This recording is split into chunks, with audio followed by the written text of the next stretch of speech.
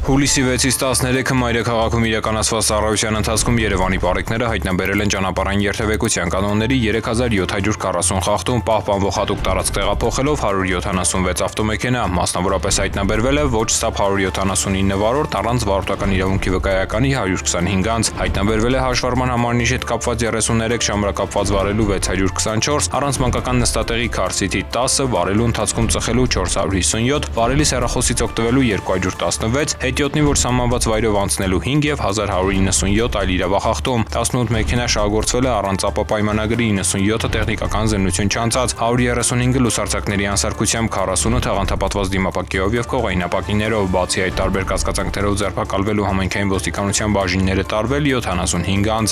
Նույն ժամանակահատվածում մարզերում պարեկները հայտնաբերել են ճանապարհային երթևեկության կանոնների 13826 խախտում, պահպանվող հատուկ տարածքներ տեղափոխելով 184 տրանսպորտային միջոց, հայտնաբերվել է ոչ STAP 349 վարորդ առանց վարորդական իրավունքի վկայականի 361 անձ, հայտնաբերվել է նաև հաշվառման համարնիշի հետ կապված 61 ժամանակապված վարելու 3711, առանց մանկական նստատեղի քարսիթի 297, վարելու ընթացքում ծխելու 499, վարելիս հեռախոսից օգտվելու 646, հետիոտնի, որ սահմանված վայրով անցնելու 96, արագության գերազանցման 2477 և 4228 այլ իրավախախտում, 91 ավտոմեքենա շահագործվել է առանց ԱՊՊ պայմանագրի 484-ը տեխնիկական զննություն չանցած, 485-ը լուսարձակների անսարքությամբ, 123-ը թաղանթապատված դիմապակիով և կողայնապակիներով, 12 վարորդ ուղղանվել է վարելիս նվագարկչի ստանդարտին չհամապատասխանող լրացուցիչ ուժեղացուցիչներ օգտագործելու համար, բացի այդ տարբեր կասկածանքներով ձերբակալվելու համայնքային ոստիկանության տարածքային բաժինները տարվել 36 անձ։